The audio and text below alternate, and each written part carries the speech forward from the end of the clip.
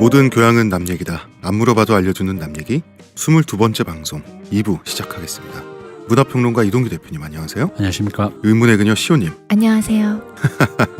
저는 마성의 교주 홍대선입니다. 우리가 역사 얘기 되게 하고 싶었잖아요. 네. 그래서 회의를 막 했어요. 역사 채널을 따로 만들어서 항우와 유방 이야기, 초안쟁패, 징기스칸이 초원을 통일한 얘기, 축구 역사 얘기 이런 거 쭉 해볼까 하다가 일단 뭐 우리가 시간도 없고 지금 각자 할 일도 있으니까요. 세계 성풍속사를 시간이 날 때마다 시리즈로 삼아서 한번 해보기로 했습니다.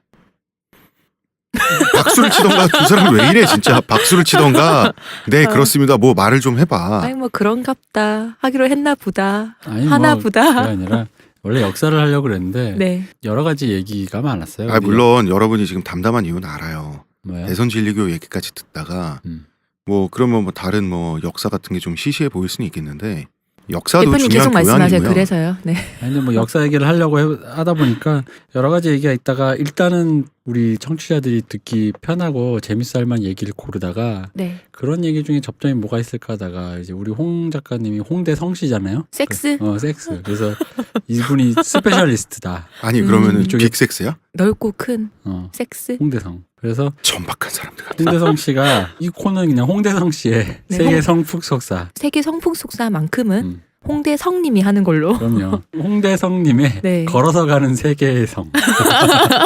뭐 그런 거지. 앉아서 읊어보는 세계의 성. 여러분 지금 사탄이 여러분을 홀리고 있습니다. 네, 그런 의미로 하는 거니까 지금은 저희 홍대선 작가는 집에 가셨고요. 네. 홍대선 작가님이 이제 새로 오신 분이. 홍대 성님이 오셨습니다. 이분도 대선 진리교 뭐 하고 계신다 그러더라고요. 네. 왜 세계 성풍속사이며 그리고 그 첫 번째 시간은 왜 조선의 성풍속인지 잠시 광고 듣고 와서 이야기하도록 하겠습니다. 오, 아로니아진, 당신은 누구죠? 뉴 아로니아진이 출시되었으니 먹는 자마다 피로회복과 심찬 하루를 얻으리로다. 정말 먹는 족족 몸에 좋은 건가요? 어찌하여 마음에 의심이 일어나느냐. 먹거라. 그리하여 건강이 너와 함께할지어다. 내가 약은 음침한 골짜기로 지날지라도 항산화 효과가 나와 함께 하심이라. 아멘. 국내 최고 합리화, 최다 판매, 평산네이처 뉴 아로니아진. 제3회 서울 루나포토 페스티벌이 서촌에서 열립니다. 왕칭송, 얀 밍가드 등 세계적인 사진작가들의 사진을 감상할 수 있는 절호의 기회. 상쾌한 가을 하늘, 아름다운 서촌의 정취와 함께 열리는 제3회 루나포토 페스티벌로 당신을 초대합니다. 9월 10일 밤에는 영상으로 만나는 사진, 달과 사진의 밤이 국립고궁박물관 마당에서 열립니다. 놓치지 마세요.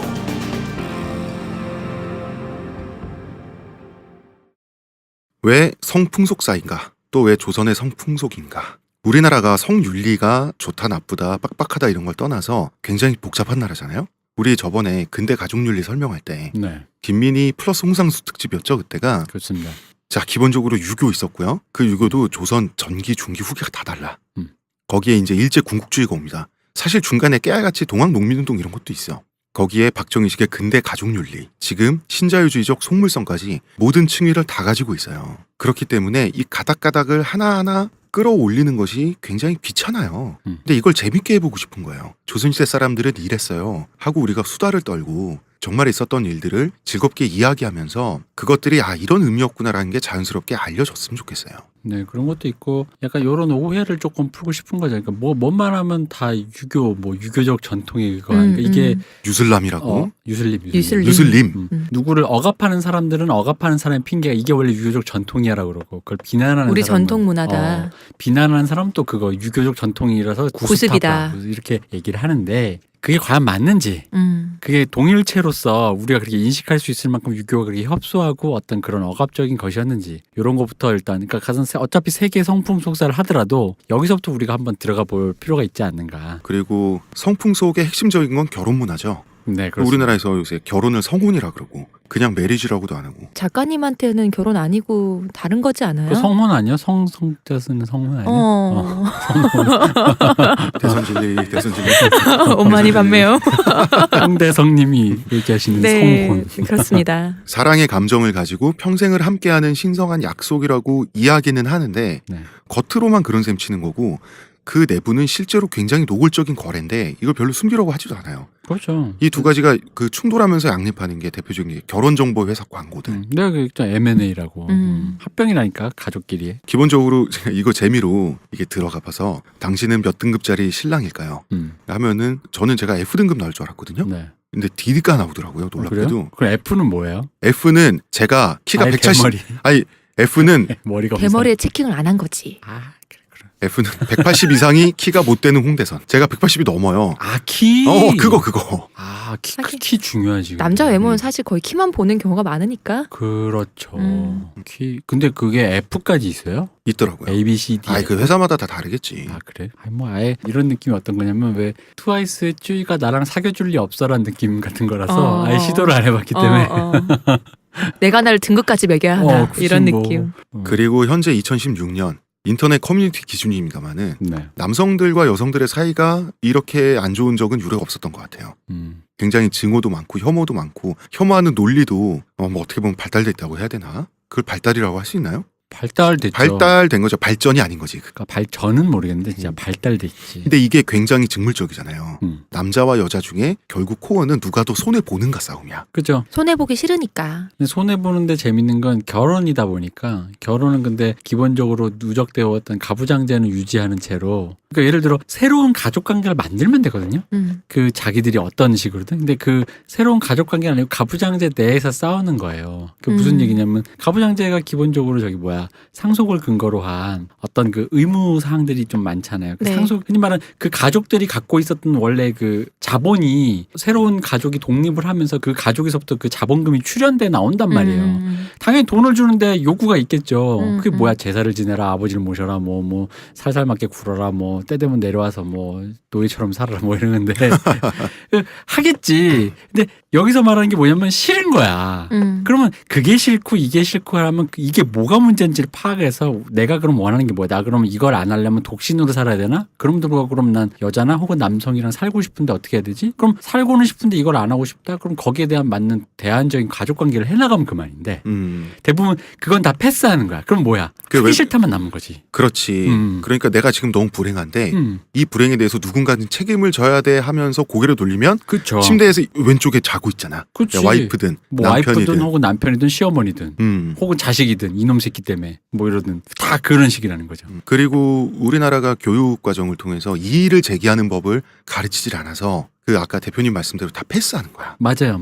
이게 뭐지라는 거에 대해서 한 번도 그거 혹시라는 말을 해본 습관이 없어요. 하면 다 어른한테 뭐 말대꾸하냐 그러니까. 이 이야기를 하고 싶어서 82쿡이라고 하는 좀 정치적으로는 진보적인 주부들이 중심이 되는 커뮤니티를 봤는데 남편 욕할 때 꼭 붙는 단서가 돈도 똑바로 못 버는 주제라고 꼭 단서를 달아요. 그러니까 그런 단서를 다는 분들이 꼭 속물근성에 찌든 여성들이라고 말하고 싶진 않아요. 그렇죠. 이게 클리셰적인 표현이 될 정도로 이런 게 들어가 있다는 거죠. 이런 사고방식이. 그리고 남자의 경우 똑같아요. 남자의 경우는 자기 와이프 욕할 때 아침밤 얘기해. 맨날. 그지. 그런 아침밥. 그러니까 결국은 이게 기브 앤 테이크 문제라는 거지. 코어 있는 게. 아침밥 좋아하지도 않으면서도 그의 노동의 착취 혹은 그의 수고가 받고 싶은 거야. 아 맞아요. 너가 수고하는 모습을 내게 보여줘라는 거지. 아침밥 먹고 안 먹고는 사실 중요하지 않아. 솔직히 말하면 그건 상징책이야 그냥. 그러니까 돈도 똑바로 못 버는 주제. 이것도 상징책이잖아. 그죠. 그래서 결국은 노예끼리 싸우는 건가 이런 느낌이 들어요. 맞아요. 그러니까 선진국의 경우에는 남성의 가사 참여율과 노동 시간이 반비례해요. 저녁에 있는 삶을 살면 그 많은 시간과 에너지를 가지고 가정에 돌아오잖아요. 그러면은 같이 애를 키우는 거예요. 근데 뭐 우리나라는 안 그러잖아. 우리나라는 맨날 11시, 12시 술 한잔 하면은 그것도 업무의 연장이라 그래서 2시, 3시에 들어오면 와이프는 그때까지 혼자 애 보고 있다가 남편은 오면은 잠만 자. 주말에는 잠만 자. 근데 남편의 입장에서 주말에는 안 자면 죽을 것 같거든? 그러니까 노비 부부가 주인한테 얻어터지고 와서 서로 삿대질하는 거. 그런 풍경 같은 거 이렇게 연상되고 그러는데 우리가 저번에 김민희 홍상수 시간에 이야기했던 근대 가족윤리의 틀에서 벗어나기는커녕 어떤 면에서 더 심화되는 양상 같은 게 있는 것 같아요. 그러니까 남자는 현금지급기의 성격이 자꾸 강조가 되고 여성은 가사 육아머신. 자기는 강요해서 벗어나고 싶고 이게 사람의 본능이죠. 그러면 거기서 말해야 되는데 상대는 또 외려 속박하려는 강박이 보여지고 그런 면에서 저는 최근에 화제가 됐던 메갈 티셔츠 있죠. 네. 그 뭐였죠, 시호님? Girls do not need a prince. 이게 현금 인출기의 책임을 다 지우지 않겠다는 거잖아 한편으로. 남자한테도 되게 좋은 말이야. 되게 좋은 네. 얘기잖아요. 왜냐면 서로 좋은 내가 말이죠. 왕자가 안 될 수도 있다. 안 돼도 좋다라는 말을 해주는 거잖아. 이게 일종의 엄연한 남성의 해방 같은 방이야. 건데, 맞아요. 그러니까 성 역할에서 벗어나자라고 하는 어떤 쌍방적인 그게 있는 건데, 굉장히 완고한 문구죠. 게다가. 아니 그 굉장히 건전한 문구예요. 네. 저는 그런 티셔츠 문구에도 아무런 문제점을 못 느끼고 그것을 입었다는 사실에도 어떤 문제점을 못 느끼는데 뭐가 문제가 됐냐면 메갈 쪽과 연결이 돼 있다. 근데 메갈에는 내가 정말 싫어하는 애들이 있어. 이게 파시즘이에요. 그 마음에 안 드는 것이 몇 병을 튀었어. 건너 추적해보면 너는 얘 친구의 친구인데 아주 나쁜 사람이야. 그럼 너도 나쁜 사람이야. 약간 이런 느낌도 들고 아니면 밑도 끝도 없이 그냥 뭐 싫으니까 핑계를 잡은 건지 뭔지 모르겠는데 어쨌든 우리 이 얘기는 뭐 저도 메갈 싫어합니다만은 이 얘기는 다음 주에 우리가 깊게 얘기해 볼 수 있을 것 같고요. 이런 것이 이제 해방이 될 수 있는 그런 성 역할의 시대인 거죠. 제가 지금 뭐 쌍방 과실처럼 마치 이야기를 했지만 한국은 여성 차별 사회가 맞죠? 이건 뭐 의문의 여지가 없는 것이고 또한 조선시대도 여성 차별 사회가 맞죠. 맞는데 그러다 보니까 우리 사회에 진보하지 않은 모습을 다들 유교의 폐단으로 치부해서 그 뿌리를 죄다 조선시대로 몰아버리는 문화적 습관이 있어요.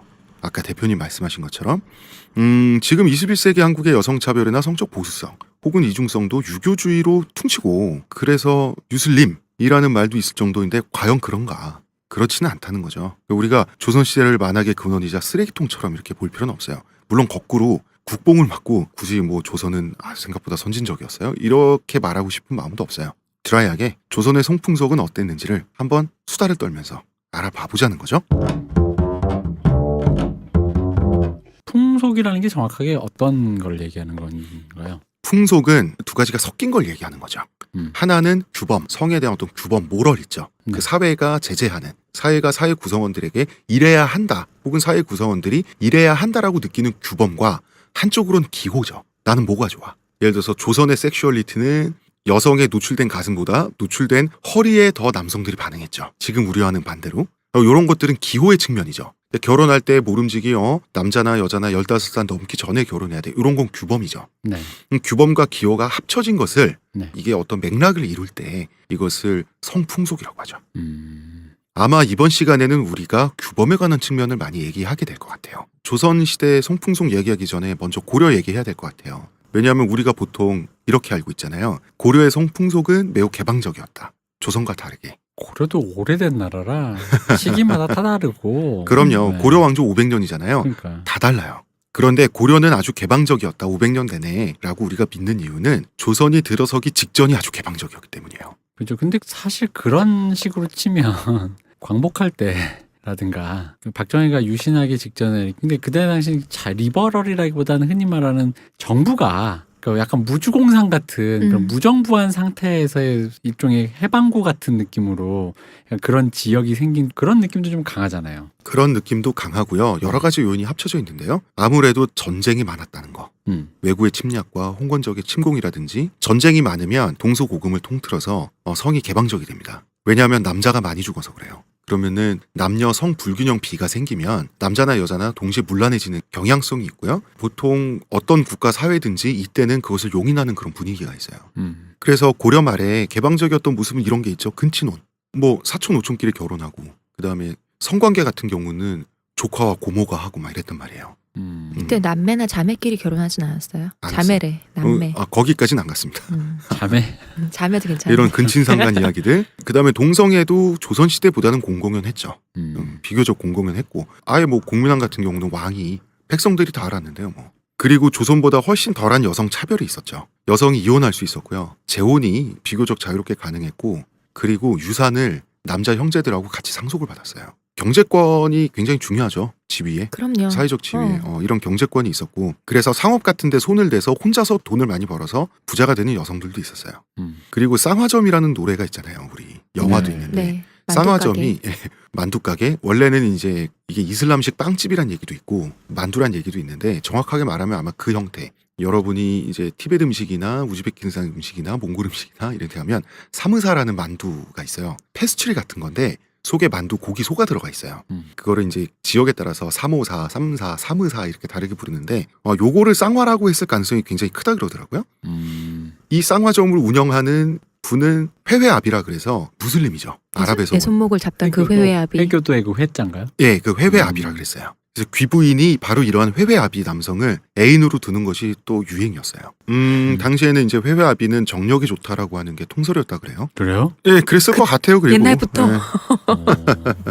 그리고 또 다른 이유가 몽골이 유라시아 대륙을 정복하면서 그냥 하나의 세계로 만들어버렸잖아요. 그래서 동서문물이 빠른 속도로 뒤섞이면서 생기는 개방성이 있어요. 이 국제적인 느낌. 그런데 기본 근간은 아무래도 불교인 것 같아요. 불교는 교리상 만민평등이에요. 왜냐하면 윤회로는 굉장히 카스트적이에요. 그렇죠. 내 전생이 지금의 내 삶의 모습을 만든다는 거거든요. 성적표잖아, 성적표. 성적표, 수음이양가. 음. 불교는 윤회의 고리를 자기가 끊을 수 있어요. 뭘로 끊냐면 깨달음으로 끊는 건데 깨달음이 되게 보이지만 그냥 논증이에요. 논증이고 지식이에요. 이거는 신분과 상관없이 할 수 있는 거예요. 인간이라면. 신분과 상관없으면 성별도 상관없죠. 이런 게 기본적인 그 평등 사상이 밑에 교리상 깔려 있다 보니까 여성이나 남성이나 뭐 그 욕망을 표출하고 이런 게 또 자유로웠던 거예요. 그런 부분이 있었던 거죠. 문제는 불교 문화를 향유할 수 있는 건 소수의 기득권층이죠. 그렇겠죠. 귀족 여성들이 느끼는 자유 혹은 귀족 남성들이 느끼는 자유라는 거는 민중들의 피땀을 착취한 토대에서 얻은 자유이기도 했어요. 아무래도. 우리가 저번에 정도전 특집 시간에 네. 그 당시 민중들의 생활상에 대해서 얘기를 했잖아요. 규범이든 뭐든 규범으로 이 사람들을 강제할 필요조차 없어요. 굶어 죽기 일보 직전인데 규범이고 뭐고 살아있으면 장땡이거든요. 이거는 규범이고 자유고 말할 단계 자체가 아닌 거예요. 그러니까 실제 민중들의 삶에서 여성이 어떤 위치였고 성풍속이 얼마나 개방적이었고 이런 건 제대로 드러난 바가 없어요. 고려시대. 뭐 그렇겠죠. 그런데 박유라는 인물이 좀 사고를 친 게 있어요. 사고를 쳤다기보다는 사고를 당한 게 있었는데 충렬할 때 충렬왕이 이제 쿠빌라이 칸한테 항복한 왕이죠. 우리나라에. 네. 항복하기 전까지 40년 동안 몽골의 침략을 감내하느라 많은 병력이 남성들이 죽었단 말이에요. 그래서 이제 평화가 찾아왔으니까 박유라고 하는 신하는 일부 다처제를 도입할 것을 주장했어요. 자, 일단 과부들을 해결해야 되고 이 과부들이 아이들을 낳아줘야 다시 생산력을 높이기 위해서 인구가 생겨나고 다시 국방이나 농토나 이런 데 생산력이 증가될 거 아니에요. 그래서 일부 다처제를 도입할 것을 주장했는데요. 개성시내에 있는 여성들이 저 녀석 안 되겠다. 일부 다처제라니. 그래서 궁궐에 출근을 하는데 둘러싸여가지고 몰매를 맞았어요.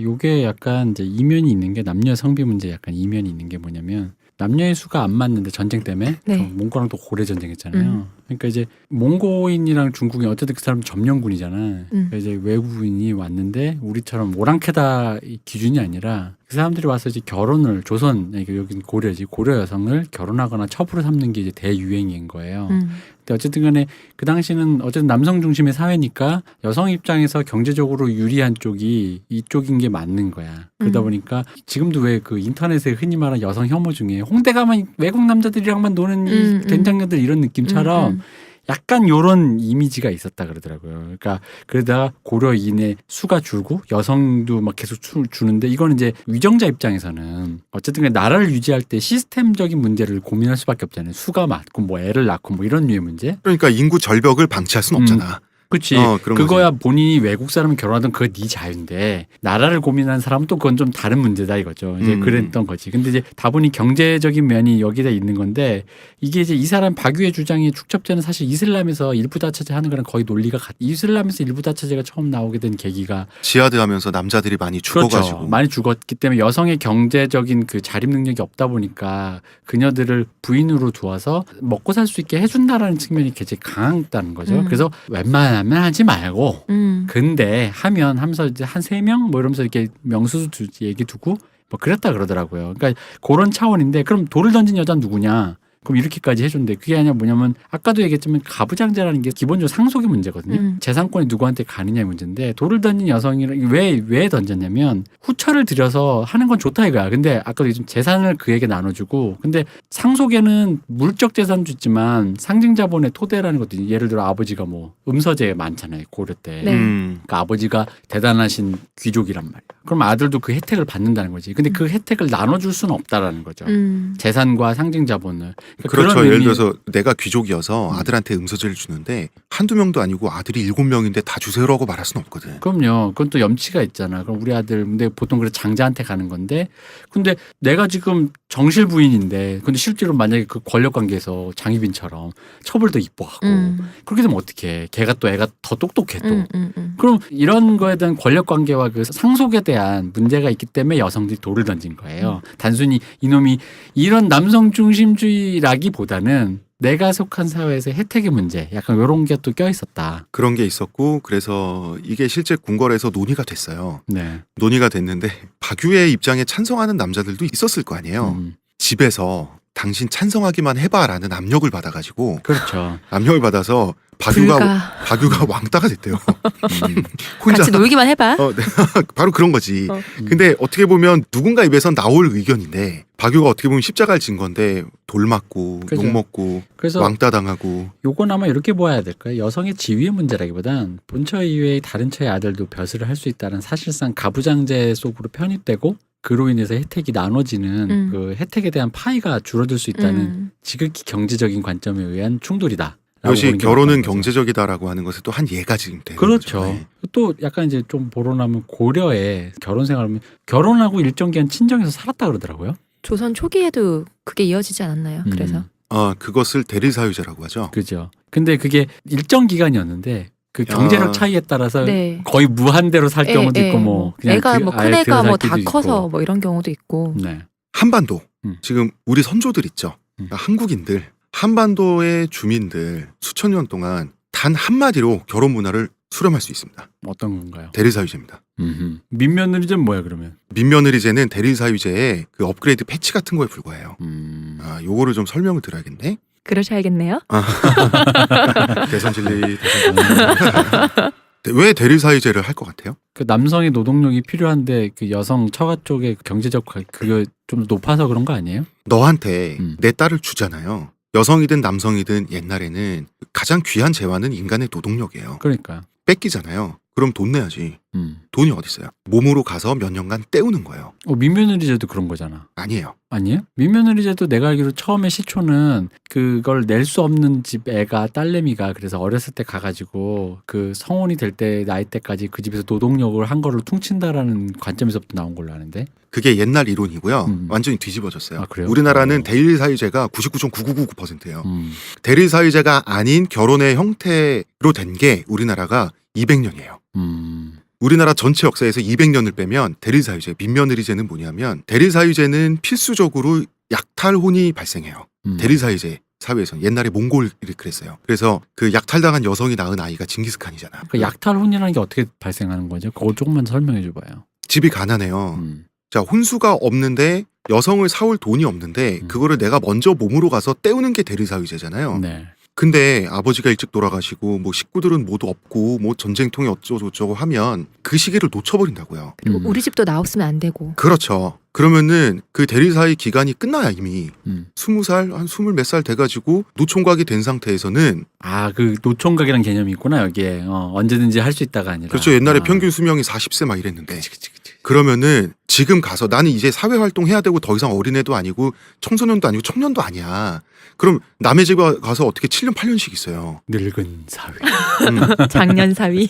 그럼 여자를 훔치는 거예요. 아. 민며느리제는 미리 결혼 약속을 한 며느리 있죠. 네. 우리 집안에 들어온 며느리를 약탈을 방지하기 위해서 미리 데려와서 숨겨놓는 게 민며느리제예요. 원래. 아, 노동력의 관점이 아니군요. 그 관점이야. 노동력은 남성이 제공하는 거예요.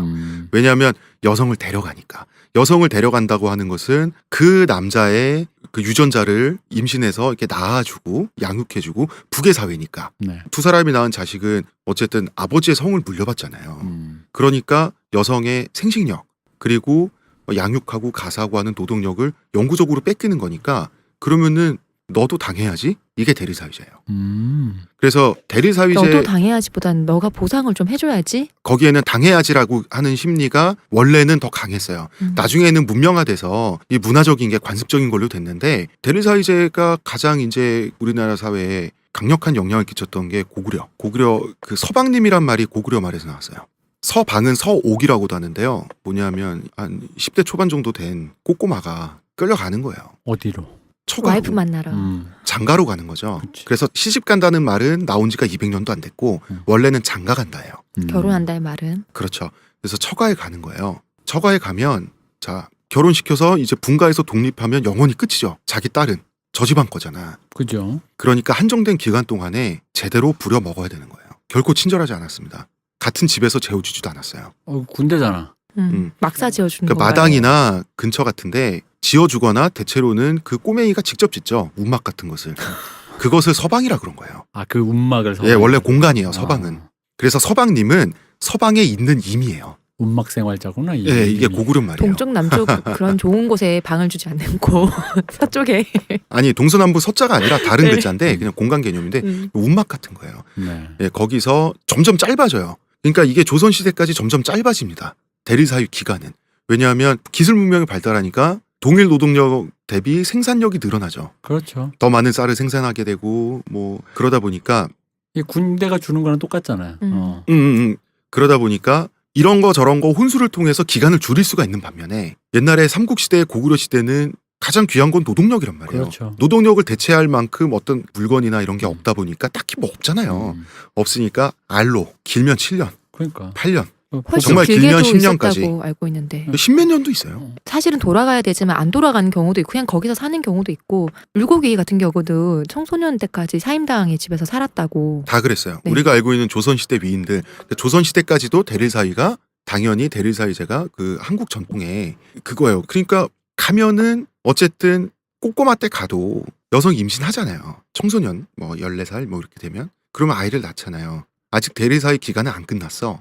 그럼 어떻게 돼 있어요? 어린 시절 태어나서 어린 시절을 보내는 게 다 외가인 거예요. 네.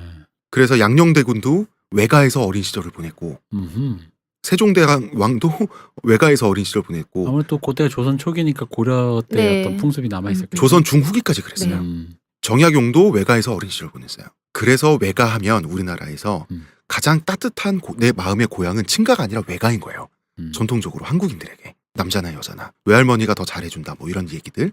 삼촌은 역시 외삼촌이지 고모보다 이모가 더 친하고 하는 이 심리적 근간이 한국 전통에서 많이 유래가 된 거예요, 사실은. 근데 난 그것도 있다고 생각해. 물론 유전적인 것도 있죠. 유전적인 것도 있고 우리 또 전에 하나는 얘기했었잖아요. 그것도 있는 거죠. 왜냐면은 친가는 솔직히 말해 이것도 경제적인 거, 이것도 되게 냉소적인 얘기인데 친가의 사람들은 예를 들어 고모, 이모, 삼촌? 네. 아버지와 가부장제 내에서 재산을 갖고 다투는 사람들이잖아요. 파일을 왜- 서로 나누려는 사람들. 근데 가부장제에서 이미 외가는 그 관계는 이미 끝난 사이잖아. 그럼 이 사람들은 나에게 잘해주는 건 정말로 선선한 선의밖에 없는 거지. 그렇지. 나눌 재산이 나눌 없잖아. 재산이 없죠. 이 사람과 나는 그 나눌 재산의 그 관계는 아니니까. 근데 고려나 조선 초기 뭐 이럴 때까지 시집간 딸도 유산을 상속해줬잖아요. 그때는 그랬죠. 아까 얘기했잖아. 그래서 공평하잖아. n분의 1이었다고. 아, n분의 1이니까. 무조건 n분의 1이었고. 누가 더 많이 가자는 게 싸우지 않으니까. 그래서 어렸을 때 예를 들어서 한 12살 정도의 장가를 간다 이거예요. 네. 그래서 우리나라 풍습이 우리나라만에 있는 풍습이 조혼인 거예요. 음. 좋은 풍습은 세계 여러 나라에 나타나지만 우리나라가 가장 어렸어요. 일제시대까지도 전 세계 평균 결혼 연령 우리나라가 가장 적었어요. 대리사회제를 하기 때문에 조혼일 수밖에 없는 거예요. 어릴 때 데려와야 나중에 독립시키기 전까지 부려먹을 수 있기 때문에. 한창 피지컬이 좋을 때 일을 시켜야 될 거 아니에요. 그러다 나같이 비리비리한 애들은 참 뭐. 이거 야 잘 있나 하고 서방에 가서 깨울러 때 죽었네. 그런 애들 많을 텐데. 엄마 서방님 죽었어. 현대의 결혼식장을 처가에서 정하는 문화 있죠. 네. 우리나라에. 대리사회제에 잔존된 그 남아있는 흔적이라 그래요. 결혼 날짜도 음. 처가에서 잡는 이런 것도. 그리고 시댁에서 예물 보내는 것. 음. 요것도 대리사회제 흔적이에요. 그렇구나. 그 왜 뭐냐면 이제 그 인류학에서 보면 거주율이라는 얘기가 있어요. 네. 뭐냐면 신혼부부가 독립을 했을 때 어디 사느냐를 갖고 그 이제 어떤 문화를 얘기하는 거거든요. 그래서 처가에 사느냐, 시가에 사느냐 이제 요런 거 갖고 막 따지거든. 근데 이제 그랬을 때 여기에서 이제 그 일정 기간 어떤 생활하는 그 기간이나 이런 것들을 봐가지고 이제 그 권력 관계라든가 경제, 사회, 문화적인 걸 본다는 거죠. 근데 이제 여기서 이제 뭐 처가에 아예 흡수되거나 남자 쪽 시가에 흡수되거나 그리고 기준은 이제 대체로 다 경제적인 것이 많았다. 뭐 이제 이런 얘기가 있더라고요. 근데 대리사회제가 은근히 공평한 면이 있어요. 처가에서 또 관계를 이렇게 하고 그 권력 관계가 이렇게 오며 가며 주고받는 게 있잖아요. 네. 그래서 일을 하는 시간은 처가에서 사실은 독립을 준비하는 시간이기도 해요.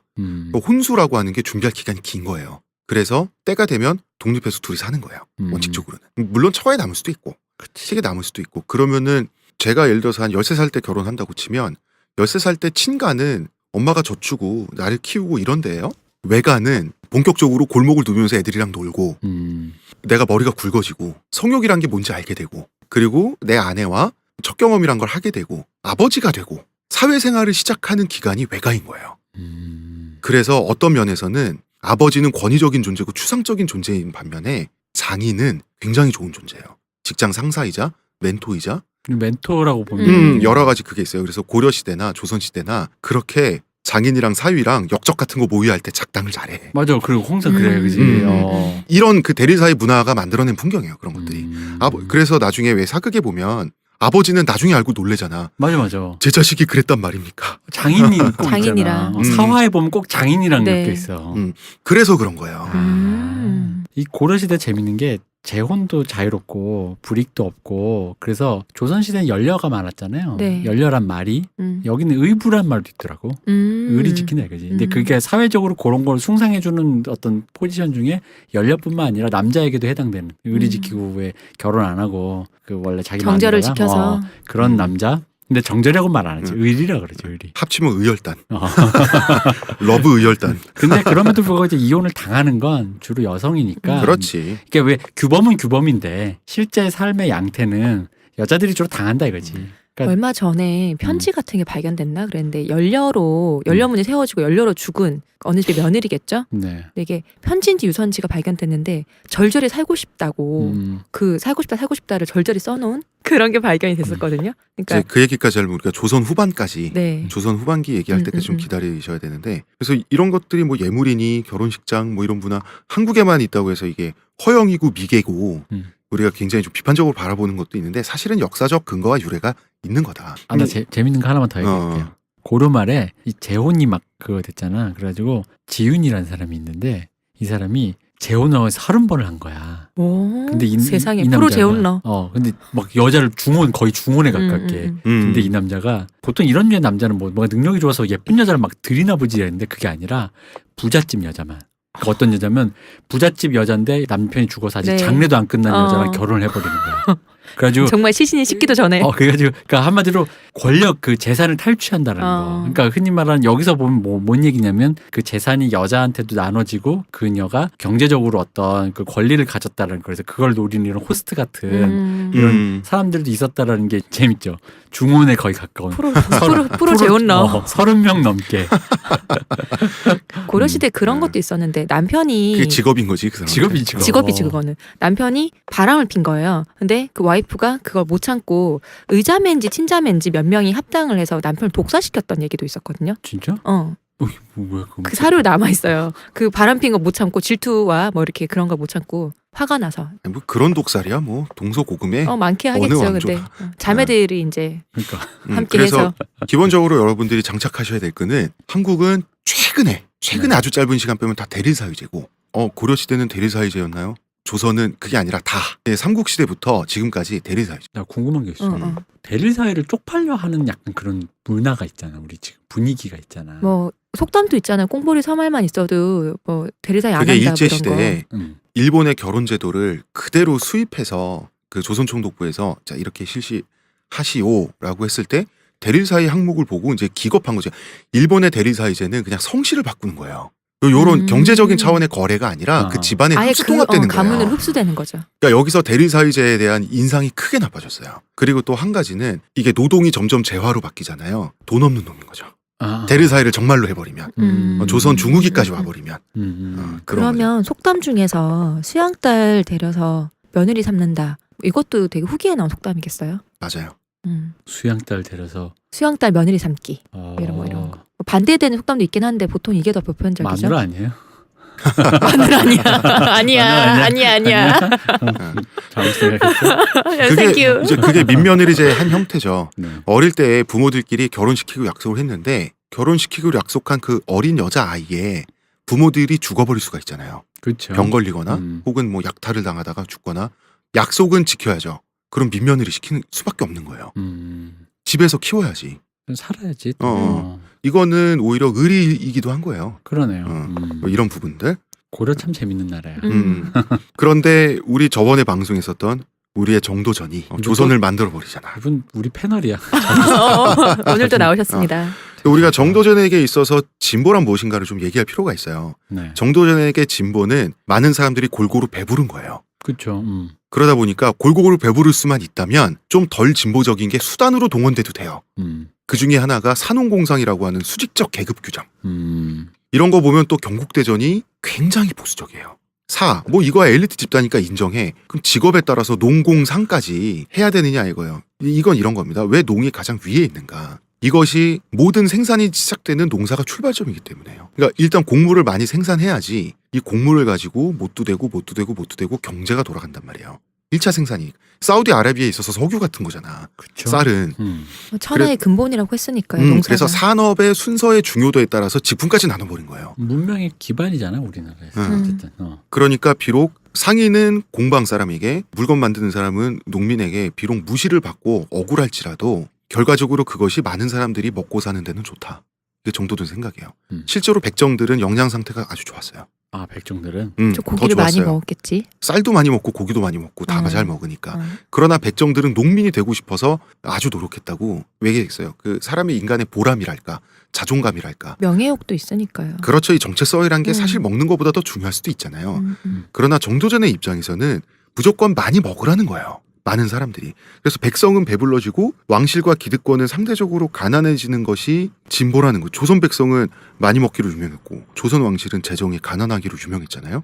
고종의 그거는 뭐야? 그건 뭐예요? 고종 때까지 가난해진 게 이어져 왔다는 그거지. 그것. 그거는 이성계가 남겨준 내탕금이 고종 때까지 간 거예요. 아, 진짜? 왕실 비자금이. 그니까 500년을 갔는데. 500년이나 그 돈이. 그럼요. 와 대단하다. 500년 동안 계속 쓰고 남은 게 아니라 그건 부동산의 형태로 이제 예를 들어서 있잖아요.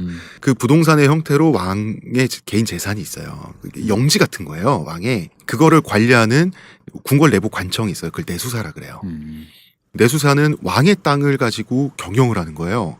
백성들한테 소작도 주고 이제 가뭄이 들면 백성들한테 쌀도 빌려주고 돈도 빌려주고 그래요. 뭐 정확하진 않은데 맞아요? 그 고종이 그래도 어쨌든 조선왕조 500년에서 그 내탕금이 규모가 제일 컸다라고 그러던데. 그거는 인플레 때문에 그러죠. 500년 인플레. 동안 인플레가 올랐는데 물론이죠. 그리고 500년 동안 자동적으로 농업 생산량이 늘잖아요. 왜냐면 이제 이거 고종을 까는 사람의 입장에서 이 내탕금 얘기를 많이 하거든. 고종은 내탕금을 그래도 군대 만들 때 쓰려고 노력을 많이 했고 그 돈을 써가면서 어떻게든 뭘 해보려고 많이 노력을 했어요. 그래서 요 내탕금을 마치 그 착취해서 혼자 자기 배 불려놓은 이런 이미지로 많이 써요. 그것도 진실인데 그 진실은 봉건주의 시스템의 한계인 것도 있어요. 그러니까 우리들 얘기한 정도의 문제. 그러니까 그랬을 때 그걸 어느 정도는 그러니까 뭐 그 사람이 그런 수 있지 왕이니까. 그랬을 때 이제 어떤 정도로 얼마만큼 예를 들어 뭐 독립을 할 때 어떤 사람한테 돈을 어떻게 줬느냐라든가 그런 문제로 쓸 수도 있는데 이게 이제 우리 항상 우리나라의 문제가 이런 류의 판단 문제가 항상 그거잖아. 이거 아니면 저거야. 이거 아니면 저거야. 돈이 많아? 저런 나쁜 놈 착취했네. 이런 식이었다는 거지 항상. 그래서 한번 물어봤어요. 그 내수사 아까 말씀드렸던 백성들은 너도 나도 내수사의 소작을 치려고 했고 너도 나도 내수사에서 쌀과 돈을 빌리려고 했어요. 너무 합리적이거든. 이건 왕의 재산에서 왕과 지금 거래를 하는 거기 때문에 어떻게 수탈을 할 수가 있겠어요. 체면이 있는데. 햇살론 같은 건가요? 그런 비슷한 거예요. 그 나름 이율도 좀 괜찮던데. 그런 거지. 자, 어쨌든 그랬습니다. 그 정도전은 그래서 1차적인 경제적 단위인 가족이 개방적이고 뭐고 일단 견고해지길 원했어요. 가정의 생산성이 높아져야 그 지역의 생산성이 높아지고 이게 국가의 국부까지 올라간다고. 그래서 정조선의 입장은 여성들에겐 미안하지만 다소 종속적인 남녀관계를 만들어야 되겠다는 게 정도전의 생각이에요. 결국 그게 더 많은 쌀을 생산할 수 있고 더 많은 사람들을 먹여 살릴 수 있다면 그 정도 불평등이야. 요게 유교적인 사고방식이 여기서 동원이 되는 겁니다. 최초에. 모럴로 묶어버리는 거예요. 회회합이 안 돼. 남편하고만 해야지. 그래서 남편의 자식을 낳아서 그 자식이 남편의 농토를 물려받아서 계속 그 농지에서 쌀을 생산해서 조세를 납부하고 먹고 살아야지. 조선 백성들이 요런 논리거든요. 그러니까 가정이 안정적으로 아이를 생산하고 양육해서 농민의 수를 유지하고 농토를 유지하고 국가 생산성을 유지한다는 개념이에요. 근데 또 이런 진보성은 있어요. 이런 보수성이 있는 반면에 조선은 결혼을 복지 차원에서 접근했어요. 어떻게? 남녀가 25세가 되잖아요. 이게 네. 노총각 노처녀 상한선이에요. 그러면은 국가가 결혼 비용을 부담해 줬어요. 여기서 결혼 비용이란 건 뭐 어쨌든 토지라든가 집이라든가 거주 뭐 이런 게 있을까? 직업이라든가. 보통은 곡물로 줬죠. 아, 곡물로. 그거를 팔고 또 먹고 그 또 혼수도 하고 동네 사람들 불러서 이제 식도 올리고 잔치도 하고 하라고 그런 면이 있어요. 근데 한편으로는 복제 차원이지만 한편으로는 애나 이런 측면이기도 한 거예요. 전쟁 나면 병사로 그 애 써야 되고 그렇잖아요. 이런 것들. 그런 과정을 통해서 이제 출범을 했고 조선의 성모랄이 처음에 희미한 형태를 띠게 된 거고요. 이게 점점 커지고 짙어지는 거죠. 조선 한조 600년 동안. 크고 단단해지는 거. 그래서 조선초는 그래서 고려 말과 크게 다르지 않아요. 이성계는 후처라고 할 수 있는 경처, 본처 따로 있는데 경처의 아들인 방석을 세자에 책봉했죠. 그러니까 이성균 원래 치면 고려 사람이잖아. 이미 그때 일부 다처제를 하고 있었다니까 이 사람. 향처가 고려- 있고 경처가 있었으니까. 아까 그 데모했던 여성들이 그게 뭐냐면 처첩제가 아니라 유처 취처예요. 네. 그냥 그 부인들의 위상이 같아요. 동등한 차원이니까요. 그러니까 네. 그래서 데모하는 어, 거니까. 만약에 이게 일부 다 첩제였으면 데모 안 했을지도 모르는 그렇지. 거지. 축첩이고 제한이 된다 그러고. 일부 일처 다첩이었으면 그렇지. 그러면은 애가 태어났을 때 그 권리가 예를 들어 하다못해 첩의 자식 이런 말만 해준다고 쳐도 그럼 인정하겠지. 근데 모두 다 내 아들 이래 버리면 약간 이제 있는 거죠. 그리고 여성이 재산 상속받는 거, 재산권 행사하는 거, 심지어 제사도 지낼 수 있었어요. 이런 거 다 인정했어요. 그럼 그 여자 지금 저기 뭐야 제사도 못 들어오게 하는 거 그거 뭐야 그럼 도대체? 따서 그래. 근데 조선 후반부에 그렇게 되는 어떤 그게 있습니다. 그게 조선의 모든 600년 전체의 모습이 결코 아니라 조선이 멸망하기 몇십 년 전, 100년 전의 모습이에요. 그때부터 이렇게 된 모습이에요. 우리가 대리사회제를 벗어난 지가 200년이 채 안 될 정도예요. 지금 21세기에. 시집가면 벙어리 3년, 귀머거리 3년 이거는 이 한반도 전체 역사에 요거는 한 100년. 그래서 세종대왕 시절에 궁중에서 동성애가 만연했어요. 이거를 나중에 후세 역사가들이 이 불쌍한 궁궐 여성들이 이 왕의 손길은 와닿지 않고 성욕을 풀 길 없으니 우리끼리 해결한다 이런 식으로 좀 비애감 있게 묘사를 하는데 글쎄요. 당시에 딜도도 있었어요. 딜도? 원래 놀이개 있죠. 무엇에 쓰는 물건이 놀이개가 원래는 섹스토이를 뜻하는 말이었어요. 그럼 우리가 놀이개라는 말을 굉장히 그런 섹슈얼한 어법으로 이렇게 많이 네. 쓰는데 옳지 너는, 않게 쓰잖아. 옳지 않게 쓰는데 그 굉장히 정확한 표현이네. 정확한 표현이에요. 네. 어감 자체가 불온하잖아. 놀이개가 섹스토이, 그러니까 여성들이 휴대하고 다니는 원래는 딜도를 뜻했어요. 조선 초에는 여성들이 혹은 남성들이 자신의 동성애 취향을 자각할 만큼의 개방성 그런 분위기는 있었다는 거죠. 성적 자기결정권이 있었다. 국녀인 이상 성적 자기결정권은 원칙상 없죠. 원칙상 없지만. 그런데 그 분위기라든지 느낌적인 게 그래서 왜 세자빈 봉씨하고 유명한 세종대왕 얘기 시절에 있죠. 유명하잖아. 그 네. 소쌍이라고 하는 그렇죠. 나인하고 조선왕조 실록에 기록된 거 보면 그냥 야설입니다.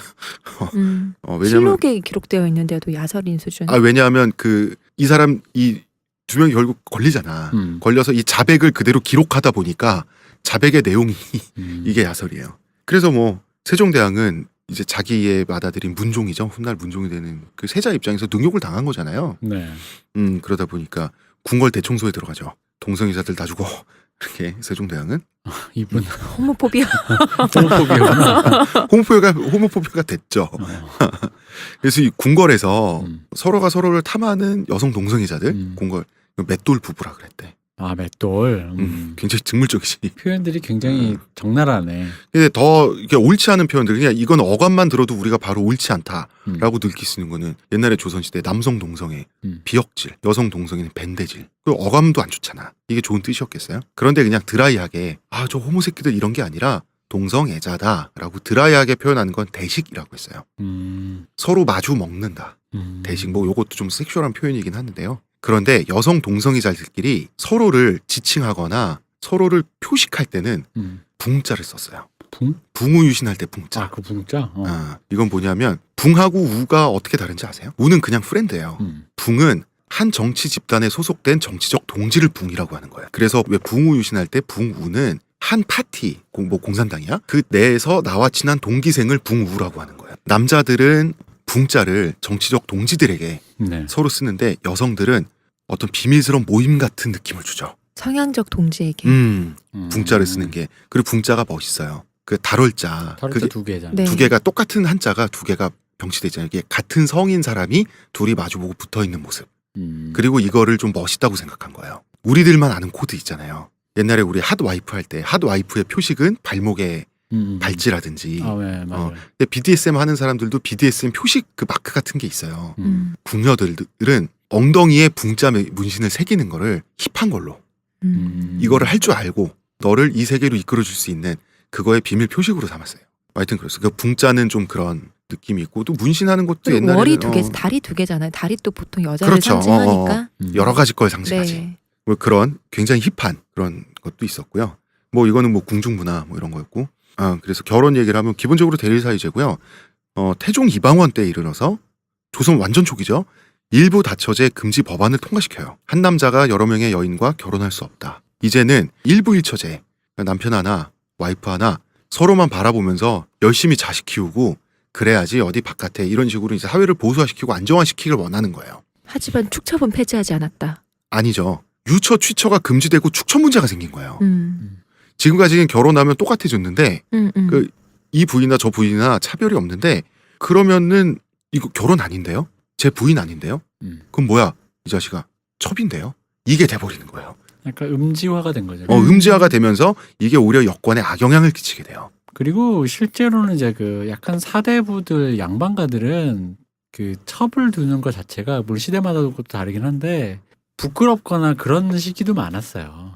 그게 도왔을 때, 저 양반, 뭐 그런 거 있잖아. 우리도 뭐 정치인들 중에 뭐 있었다면 그런 분위기가 있었던 시절도 있었고, 대놓고 뭐 축첩을 했거나 그러진 않고, 기생집에 가는 것도 마찬가지. 기생집에 실제로 갖다 걸리면 바로 왕한테 바로 그냥 당하는 거. 날아가는 거. 그래서 반성문 쓰시고. 그래서 유명한 얘기 있잖아.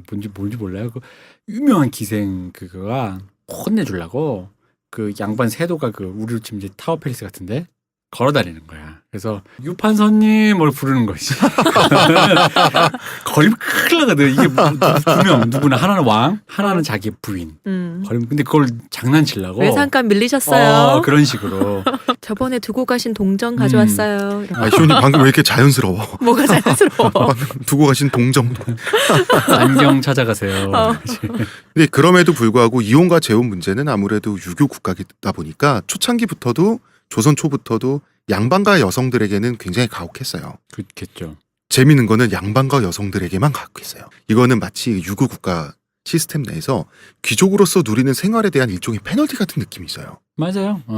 평민들의 경우에는 원칙적으로는 뭐 여성은 정절을 지켜야 되고 여필 종부해야 되니까 남편이 죽고 나면 뭐 이런 거 다 틈이 있어요. 그 대표적인 게 과부보쌈이잖아. 그렇죠. 우리는 드라마나 이렇게 매체 이런 거 보면 과부보쌈이 정말 과부를 업어서 납치해 가서 강간하고 막 강제로 자기 와이프로 삼고 라고 우리는 알고 있잖아요. 약탈론으로 알고 있는데. 근데 과부도 그날 알고 있잖아 대충. 그렇다면서요. 과부도 대충 알고 있는 게 아니라 사또까지 알고 있어요. 그지. 마을 행사야. 아니 그리고 그렇게 된 게 이게 되게 여성 억압적일 수가 있는 게 그건 그렇게 볼 수 있는 거죠. 뭐냐면은 귀족 생활 이거 안 지키면 이거 떨어져 나가서 너 저 저작거리에 저 막대 먹은 저거에 가서 어떻게 될지 모른다라는 이 협박이거든. 당신의 귀족 라이프, 부르주아 라이프를. 그래서 그게 규범적으로 그들에게 작용하는 거거든요. 그러려면 말을 들어잖아. 이거 유지하고 싶으면 말을 들어. 그런 것도 있고 재혼을 하거나 그러면 자식들이 그 출세길이 막혀요. 그럴 수 있잖아요. 그 출세길이라고 하는 거는 사람들에게 인사평가를 받아야 되고 관료 생활을 하게 되면 고과가 있고 하는데 그 평판이 중요한 영향을 끼치는데 평민들은 농사 짓잖아. 무슨 상관이 있어요. 그렇죠. 그러니까 과부보쌈은 이런 거죠. 아이고 이 여성이 그 돌아간 남편을 배신해서 이러는 게 아니라 어쩔 수 없이 끌려가서 당했는데 그럼 어떻게 이왕 이렇게 됐으니 그치. 요거를 이제 그림을 만드는 거잖아. 실제로는 혼수 다 주고받고 전에 데이트도 하고 볼장 다 보고. 그치. 그래서 왜 뭐예요? 뭐냐면 장을 봐요. 뭐냐면 그 첫날 밤을 원래 물레방앗간에서 치르게 돼 있어요. 그런 풍습이 많아요. 진짜? 왜냐 정식 혼방이 아니라 물레방앗간에서 치러야 여성은 극렬히 반항했으나 그런 곳에 끌려가 그럴 수밖에 없었어요. 그리고 물레방앗간에서 물레를 돌리고 해야지 마을 사람들도 알리바이가 생기잖아. 그러니까 알리바이를 제공해 주는 거구나. 여러 그렇죠. 가지 면에서. 이게 되게 재밌는 게 이제 그러면은 그 부인 내일 새벽에 봅시다. 그럽시다 하고 이제 그 문 닫고 다 있으면 와서 보쌈을 해가잖아. 네.